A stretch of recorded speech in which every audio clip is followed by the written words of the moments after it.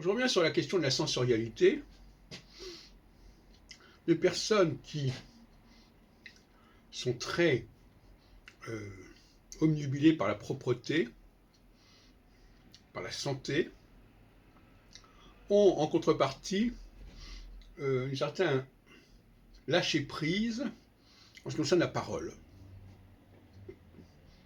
On voit bien pendant la pandémie à quel point les gens ont un besoin de parler, de se vider, de raconter des trucs, alors que par ailleurs, ils sont tout à fait en règle au niveau de la vaccination, etc. etc. Donc, la vaccination d'un côté, les gestes barrières de l'autre. Soit on est dans la vaccination et on ne fait pas de gestes barrières, soit on est gestes barrières, on ne fait pas de vaccination. Enfin, c'est un petit peu simplé, mais c'est comme ça.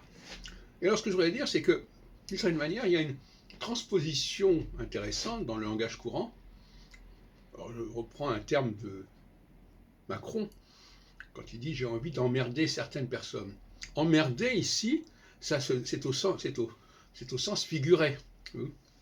Donc, quelqu'un qui parle, il emmerde, il fait chier.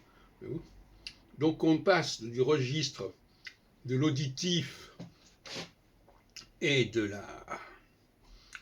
l'olfact et du visuel au registre du gustatif, du digestif, de l'intestinal.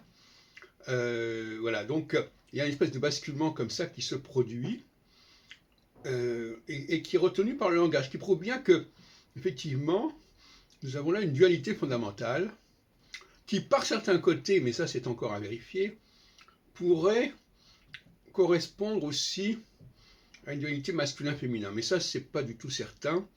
C'est une hypothèse de recherche. Il faut toujours essayer de trouver des critères de distinction, de différenciation. Quelles sont les personnes qui font très attention à ce qu'elles disent, mais qui ne font pas attention à ce qu'elles mangent, et quelles sont les personnes qui font très attention à ce qu'elles mangent, mais pas à ce qu'elles disent. Voilà, voilà un petit peu la dualité. Et les personnes qui font très attention à ce qu'elles mangent et à leur propreté du corps et des vêtements ont parfois un certain venin compulsif qui les oblige à dire des vacheries à leur entourage.